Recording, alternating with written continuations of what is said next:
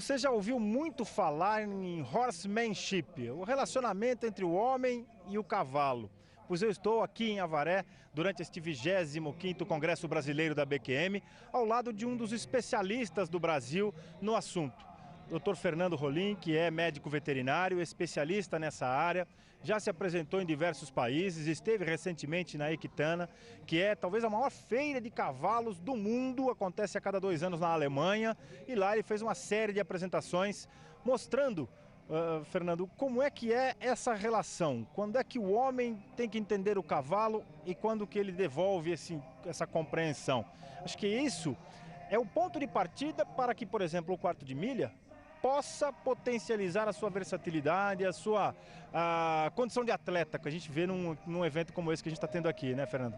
Sem dúvida, o cavalo é um ser vivo e como ser vivo ele tem sentimentos, ele tem capacidade de aprender, ele tem capacidade de lembrar de situações vividas anteriormente.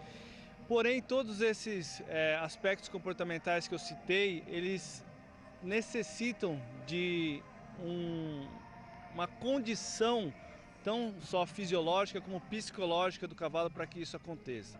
Então vamos pensar no aprendizado. Eu quero ensinar ao meu cavalo alguma coisa, seja uma modalidade equestre, seja me respeitar, seja ficar quieto, seja o que for.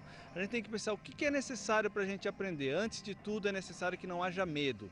Eu não consigo aprender se eu tiver com medo do meu professor. Ele sente isso? É claro que ele sente. O cavalo na natureza ele é uma presa. Ele tem por instinto fugir do predador. O ser humano é o maior predador que existe na face da terra. Nós temos olhos na fronte, nós temos orelhas voltadas para trás, características de um predador que vai atacar. Nós temos garras, nós temos habilidade de produzir as ferramentas que matam e utilizá-las.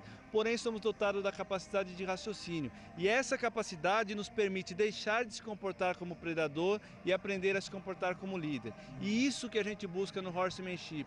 Deixar de ser o predador do cavalo, de ensinar por imposição, e sim se comunicar com ele como um indivíduo que a gente tem que entender a espécie, como eles comunicam, para então a gente começar a ensinar o que a gente deseja, seja esporte, lazer ou trabalho. A partir de quando o homem pode ter este relacionamento e buscar esse entendimento de um animal?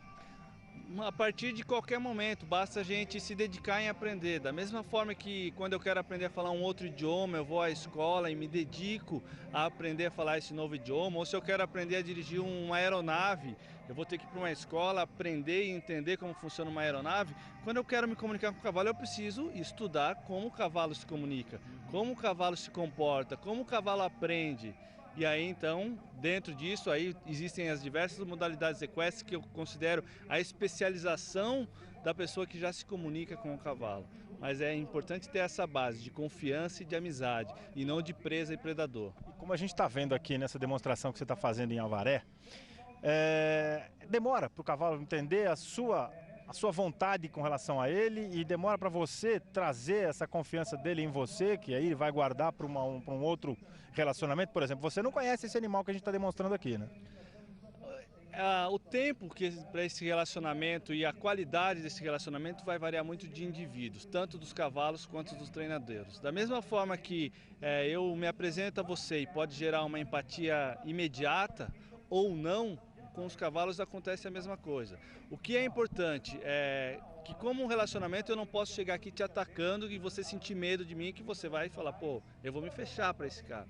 E a hora que eu vou me apresentar para o cavalo, eu tenho que buscar essa mesma coisa. Eu preciso conquistar a confiança desse cavalo. Eu vou chegar agredindo ou eu vou jogar um laço e forçar ele a vir até mim? Não. Eu vou me apresentar, vou convidar ele a se aproximar de mim. E essa aproximação de uma forma mais amistosa vai gerar um comportamento totalmente diferente e aí é imediato. Mas o que é um movimento? É uma conversa? Por exemplo, você traz o cavalo para cá, vem conversando com ele, vem oferecendo alguma garantia, alguns benefícios? Ou é simplesmente mesmo com essa questão de você emanar algo que ele capta lá no interior dele? Na verdade, todo o nosso comportamento é percebido pelo cavalo. E o comportamento envolve o que a gente está pensando, o cheiro que a gente está exalando, a tensão emocional que a gente está naquele momento, os nossos batimentos cardíacos, a nossa linguagem corporal. Todos esses aspectos juntos irão gerar uma resposta do cavalo, é ação e reação. Então, se eu entrar aqui para esse cavalo demonstrando segurança, calma, um comportamento de liderança, ele vai tender a se comportar como um seguidor, que na natureza para ele isso é muito fácil. Porém, se eu entrar lá com uma característica de predador, que também para a espécie humana é muito fácil, ou seja, tenso, com medo, batimento cardíaco alto, linguagem corporal de ataque, o comportamento dele vai ser de presa e de fugitivo. Aí ele vai tentar se defender, entendeu? Isso, quando o animal é mais jovem, é mais fácil, o que a gente chama de chucro, que quer dizer que ele não passou ainda por nenhum tipo de prova desse tipo, de relacionamento e nem treinamento para nenhum tipo de modalidade. Então, no caso aqui não é um animal chucro, é um animal que já tem algum processo de doma, mas facilita quando você pega um animal, vamos dizer assim, para lapidar? Sem dúvida. Como é um processo de aprendizado, se ele não teve contato com um ser humano, é a mesma coisa eu pegar uma folha em branco para desenhar. Se ele já teve más situações com o ser humano, por exemplo, no dia do cabresteamento ele sofreu, no dia que ele foi marcado a fogo ele sofreu, no dia que ele foi castrado ele sofreu. Então eles têm um histórico, uma pré-concepção em relação, ser humano quando se aproximou de mim eu senti dor, consequentemente medo, e aí eu vou ter que reconstruir essa confiança e provar para ele, eu também sou ser humano, mas eu não vou te machucar. E aí o processo é mais demorado. Se eu pego um indivíduo que não teve essa situação anterior ruim com o ser humano, é mais fácil para ele acreditar em mim. É a mesma coisa que acontece na nossa espécie humana. Se existe alguém que eu sei que tem um histórico que é maldoso, ou que já matou alguém, ou que fez alguma coisa ruim... 2 pés atrás. 2 pés atrás. Por mais que a pessoa não tenha feito nada para mim, por ser humano e eu saber e conseguir criar um pré-conceito em relação a alguma coisa, eu já vou ficar tenso e com medo. Para a gente encerrar, doutor Fernando, as pessoas precisam procurar esse tipo de relação com o animal para transformá-lo num atleta, inscrevê-lo numa prova, ou é apenas uma recomendação, é um plus dentro da preparação de um cavalo? Tem muito mercado disso. Como é que funciona isso para a gente dar um panorama do que é esse horsemanship, do que é essa relação? Na verdade, essa relação homem-cavalo, hoje a gente tem que entrar um pouco na história.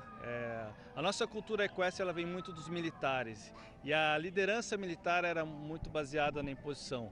Hoje a gente ouve falar da liderança servidora, tanto dentro das famílias quanto dentro do meio corporativo, e o mesmo com os cavalos.